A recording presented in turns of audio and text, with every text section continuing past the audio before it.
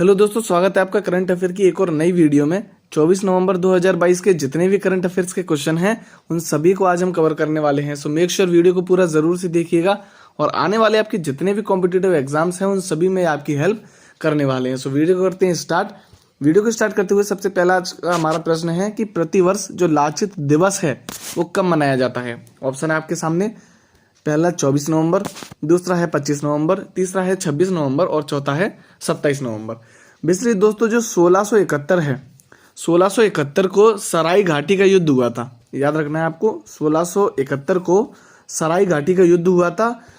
और जो सराय घाटी है वो ब्रह्मपुत्र नदी के किनारे है। जो ब्रह्मपुत्र नदी है उसके किनारे पर सराय घाटी स्थित है। और जो ब्रह्मपुत्र है वो गुवाहाटी असम में स्थित है। असम में स्थित है, याद रखना है आपको। और ये जो सराय घाटी युद्ध है, इस युद्ध में अहोम साम्राज्य और मुगल साम्राज्य, अहोम साम्राज्य और मुगल साम्राज्य, इन दोनों के बीच में युद्ध हुआ था, जिसमें जो अहोम साम्राज्य है उसकी विजय हुई थी और जो मुगल साम्राज्य उसकी हार हुई थी। याद रखना है आपको।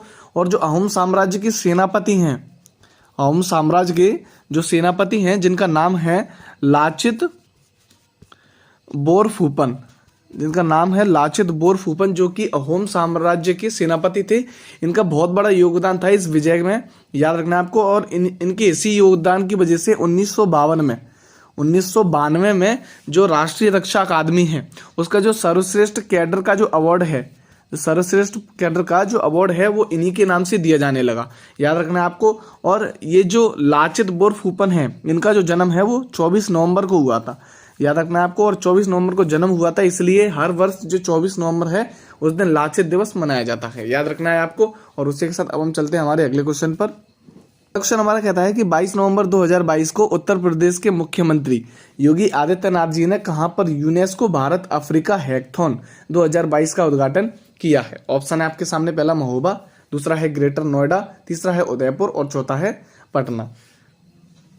बेसिकली दोस्तों जो यूनेस्को भारत अफ्रीका हैकथॉन है, जो यूनेस्को भारत अफ्रीका हैकथॉन है उसका जो आयोजन है वो हुआ है गौतम बुद्ध, इसका आयोजन हुआ है गौतम बुद्ध यूनिवर्सिटी में, जो कि नोएडा, ग्रेटर नोएडा उत्तर प्रदेश में स्थित है, जो कि नोएडा उत्तर प्रदेश में स्थित है। याद रखना है आपको। और इसका जो उद्घाटन है वो उत्तर प्रदेश के मुख्यमंत्री जिनका नाम है योगी आदित्यनाथ जी, उनके द्वारा इसका उद्घाटन किया गया है। याद रखना है आपको। और उसी के साथ जो भारत की तरफ से इसमें हिस्सा लिया है वो है शिक्षा मंत्रालय। भारत की तरफ से जो इसमें हिस्सा लिया है वो लिया है शिक्षा मंत्रालय। और ये जो यूनेस्को भारत अफ्रीका हैकथॉन है, इसका जो मुख्य उद्देश्य है वो ये होता है कि अफ्रीका से जो लोग बच्चे हमारे भारत देश में पढ़ने के लिए आते हैं, उनको जो भारत की विरासत स्थल हैं, उनको जो भारत की विरासत स्थल हैं उनके बारे में जानकारी देना, ये इस जो यूनेस्को भारत अफ्रीका हैकथॉन है इसका सबसे बड़ा उद्देश्य यही है। याद रखना है आपको। और इसका जो आयोजन है वो ग्रेटर नोएडा उत्तर प्रदेश में हुआ है। अब हम चलते हैं हमारे अगले क्वेश्चन पर। तो अगला क्वेश्चन हमारा कहता है कि हाल ही में किसने 72वीं इंटर सर्विसेज वॉलीबॉल चैंपियनशिप 2022-23 जीता है। ऑप्शन आपके सामने। पहला भोपाल, दूसरा है मुंबई, तीसरा है त्रिपुरा और चौथा है आगरा। बेसिकली दोस्तों जो इंटर सर्विस वॉलीबॉल चैंपियनशिप है, ये जो खेल है वो वॉलीबॉल का है। इससे आप समझ गए होंगे इसके नाम से कि ये जो खेल है वो वॉलीबॉल का खेल है। और इस बार का ये जो खेल है वो 72वें नंबर का है। ये भी आपको याद रखना है। इस बार का जो ये वॉलीबॉल का चैंपियनशिप का खेल है 2022-23 का, वो 72वें नंबर का है। और इसका जो फाइनल मैच है, इसका जो फाइनल मैच है वो आगरा में हुआ था। याद रखना है आपको। इसका जो फाइनल मैच है वो आगरा में हुआ था। और इसमें जो टीम जीती है वो जीती है रेड आर्मी टीम। इसमें जो टीम जीती है वो जीती है रेड आर्मी टीम। और इसका जो फाइनल मैच है वो red army team, red army और ग्रीन आर्मी, रेड आर्मी और ग्रीन आर्मी इन दोनों के बीच में हुआ था, जिसमें से जो विजेता है वो रेड आर्मी टीम बनी है।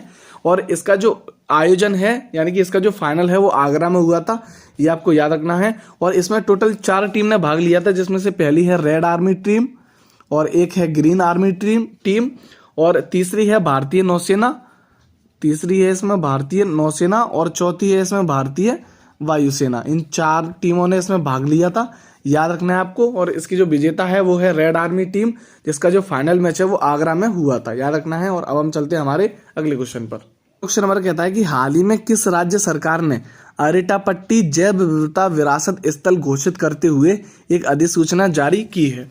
ऑप्शन है आपके सामने, पहला केरल, दूसरा है तमिलनाडु, तीसरा है असम और चौथा है पश्चिम बंगाल।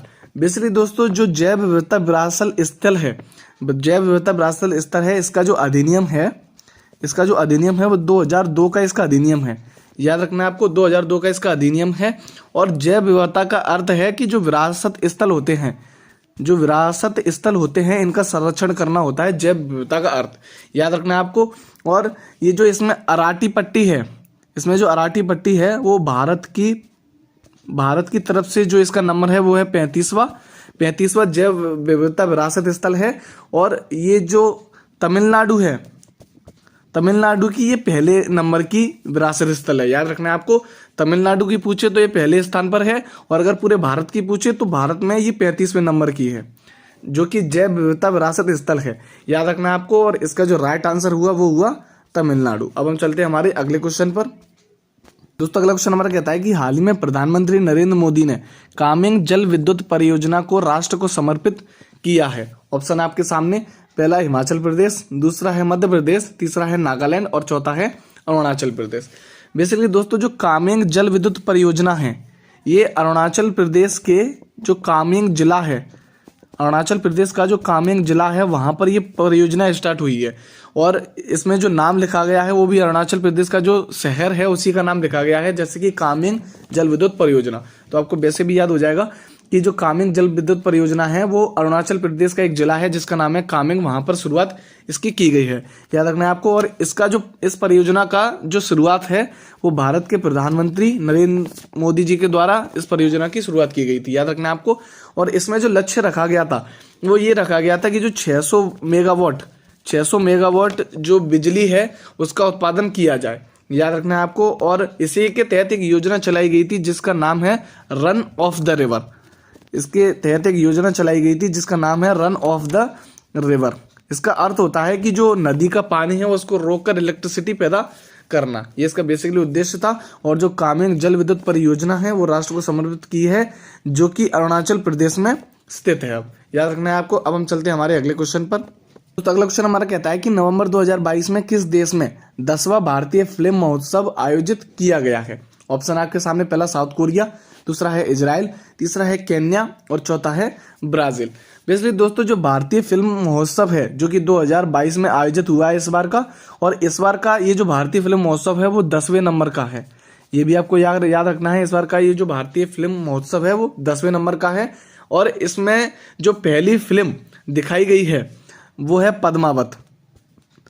पद्मावत इसमें पहली फिल्म के तौर पर दिखाई गई है। और ये जो आयोजित किया गया है वो किया गया है साउथ कोरिया में। याद रखना है आपको, साउथ कोरिया में आयोजित किया गया था, जिसमें पहली जो फिल्म है वो पद्मावत दिखाई गई थी। और इसकी जो शुरुआत है वो स्वामी विवेकानंद सांस्कृतिक केंद्र के द्वारा स्टार्ट की गई थी। इसकी जो शुरुआत है वो स्वामी विवेकानंद सांस्कृतिक केंद्र के द्वारा शुरुआत की गई थी, जो कि सिहोल साउथ कोरिया में स्थित है। याद रखना है आपको, सिहोल साउथ कोरिया में स्थित है। और उसी के साथ यहाँ पर जो साउथ कोरिया है उसने एक उपग्रह भी बनाया था जिसका नाम है नूरी।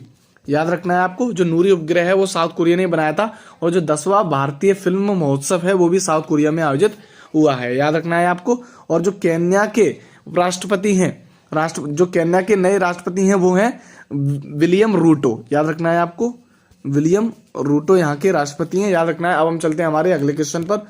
दोस्तों अगला क्वेश्चन हमारा कहता है कि हाल ही में किसने 6वीं बद्र T20 राष्ट्रीय चैंपियनशिप 2022 जीती है? ऑप्शन आपके सामने, पहला मेघालय, दूसरा है असम, तीसरा है हरियाणा और चौथा है आगरा। तो बेसिकली दोस्तों जो T20 बद्र राष्ट्रीय चैंपियनशिप है उसका जो आयोजन है वो आगरा में हुआ था। याद रखना है आपको, इसका जो आयोजन है वो आगरा में होता है। इसका जो फाइनल मैच है वो आगरा में होकर जो फाइनल मैच है वो हरियाणा और महाराष्ट्र के बीच में हुआ था।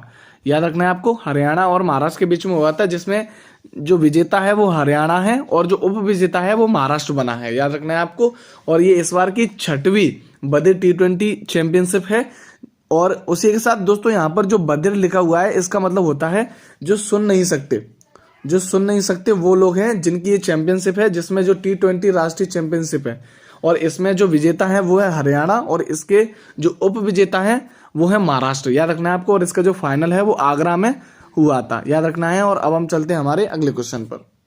दोस्तों अगला क्वेश्चन हमारा कहता है कि 20 नवंबर 2022 को भारत और किस देश की नौसेनाओं के बीच नसीम अल वाहद 2022 द्विपक्षीय अभ्यास किया गया है। ऑप्शन आपके सामने, पहला सिंगापुर, दूसरा है ओमान, तीसरा है अमेरिका और चौथा है बांग्लादेश। दोस्तों अगर आपको कहीं भी युद्ध अभ्यास में अगर आपको अल दिख जाता है तो आप उसको समझ जाइएगा कि वो जो है इंडिया और ओमान के बीच ही होगा, याद रखना है आपको। अगर आपको कहीं भी अल दिख जाता है तो वो ओमान के बीच ही होगा, ये आपको याद रखना है। और उसी के साथ ये जो युद्ध अभ्यास है जिसका नाम है नसीम अल वाहद, ये जो युद्ध अभ्यास है वो इंडिया और ओमान के बीच होता है, ये आपको याद रखना है। और ये जो युद्ध अभ्यास है वो नेवी का युद्ध अभ्यास है, याद रखना है आपको। और इसकी जो शुरुआत है वो 1993 में होती है, इसकी जो शुरुआत है वो 1993 में होती है। और इस बार का ये जो अभ्यास है वो 13वें नंबर का इसका अभ्यास है, याद रखना है आपको। इंडिया और ओमान के बीच में युद्ध अभ्यास होता है। अब हम चलते हैं हमारे अगले क्वेश्चन पर। दोस्तों अगला क्वेश्चन हमारा कहता है कि हाल ही में किस देश की संसद ने भारत के साथ मुफ्त व्यापार समझौता पारित किया है। ऑप्शन आपके सामने, पहला संयुक्त अरब अमीरात, दूसरा है थाईलैंड, तीसरा है नॉर्वे और चौथा है ऑस्ट्रेलिया। बेसिकली दोस्तों जो मुफ्त व्यापार समझौता है इसका जो मतलब होता है, जो मुफ्त व्यापार समझौता है इसका मतलब होता है कि जो सीमा पर जो शुल्क लगता है उसको धीरे धीरे जीरो की तरफ ले जाना। मतलब जो सीमा पर जो शुल्क लगता है, टैक्स लगता है, उसको धीरे धीरे जीरो की तरफ ले जाना इसका बेसिकली उद्देश्य है। और 2022 में जो समझौता भारत का हुआ था वो हुआ था भारत और यूएई यानी कि संयुक्त अरब अमीरात के साथ, ये समझौता हो चुका है। और अभी हाल ही में जो नया समझौता हुआ है वो हुआ है भारत और ऑस्ट्रेलिया के साथ में। इसका जो नया समझौता है वो भारत और ऑस्ट्रेलिया में हुआ है और भारत और यूएई के बीच में ये समझौता पहले ही हो चुका है, याद रखना है आपको। तो उसी के साथ इसका जो राइट आंसर हुआ वो हुआ ऑस्ट्रेलिया। ऑस्ट्रेलिया के साथ अभी हाल ही में ये समझौता हुआ है। और ऑस्ट्रेलिया के जो नए प्रधानमंत्री हैं वो हैं Anthony Albanese. Anthony Albanese Australia के नए प्रधानमंत्री हैं, ये भी आपको याद रखना है। इसका राइट आंसर हुआ ऑस्ट्रेलिया। अब हम चलते हैं हमारे अगले क्वेश्चन पर। दोस्तों अगला क्वेश्चन हमारा कहता है कि हाल ही में किस भारतीय को यूएन यानी कि यूनाइटेड नेशन के सर्वोच्च पर्यावरण award championship of the earth 2022 से सम्मानित किया गया है। ऑप्शन आपके सामने, पहला पूर्णिमा देवी, दूसरा है DY चंद्रचूड़, तीसरा है सुरेश पटेल और चौथा है दिलीप तिर्की।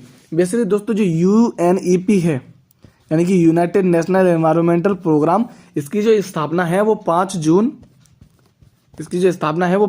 1972 को होती है, याद रखना है आपको। इसकी जो स्थापना है वो 5 जून 1972 को होती है, इसलिए जो हर साल विश्व पर्यावरण दिवस है वो 5 जून को मनाया जाता है, याद रखना है आपको।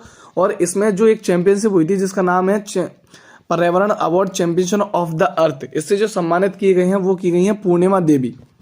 इससे जो सम्मानित किए गए हैं वो की गई हैं पूर्णिमा देवी, याद रखना है आपको। और इनको किस कैटेगरी में सम्मानित किया गया है, तो ये है एक एंटरप्रेन्योर कैटेगरी में इनको सम्मानित किया गया है। और ये जो पूर्णिमा देवी बर्मन है वो असम से रिलेट करती हैं, असम की रहने वाली हैं, ये भी आपको याद रखना है। और इनको ये जो अवार्ड है वो सारस पक्षी के संरक्षण के लिए दिया गया है। जो सारस पक्षी है उसके संरक्षण के लिए इनको ये अवार्ड दिया गया है, याद रखना है आपको। और जो पूर्णिमा देवी बर्मन है उनको विटली अवार्ड से भी पहले सम्मानित किया जा चुका है, ये आपको याद रखना है कि जो विटली अवार्ड है इनसे भी इनको पहले सम्मानित किया जा चुका है, याद रखना है आपको। और इसका जो आंसर है वो हुआ पूर्णिमा देवी। और उसी के साथ यहाँ पर कुछ और ऑप्शन है, इसमें से पहला है DY चंद्रचूड़।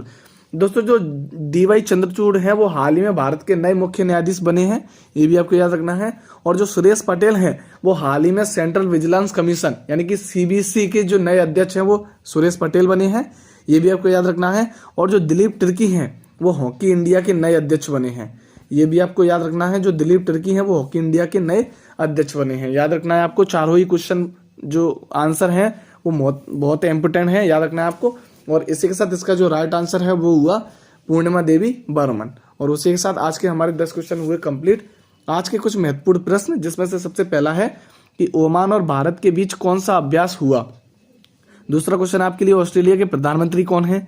और तीसरा क्वेश्चन है आपके लिए कि 24 नवंबर को कौन सा दिवस मनाया जाता है। जो तीनों ही क्वेश्चन है उनके जो आंसर है वो हम पिछले 10 क्वेश्चनों में चर्चा कर चुके हैं, इसलिए आपको इनको जो आंसर है वो कमेंट बॉक्स में कमेंट करने हैं। और उसी के साथ आज की आपकी आंसर की आप देख सकते हैं। और अगर आपको PDF डाउनलोड करनी है तो डिस्क्रिप्शन में PDF की लिंक दी हुई है, वहां से जाकर आप PDF को डाउनलोड कर सकते हैं। रोज करंट अफेयर पढ़ने के लिए चैनल को सब्सक्राइब जरूर से कीजिएगा। मिलते हैं किसी नेक्स्ट वीडियो में, तब तक के लिए जय हिंद।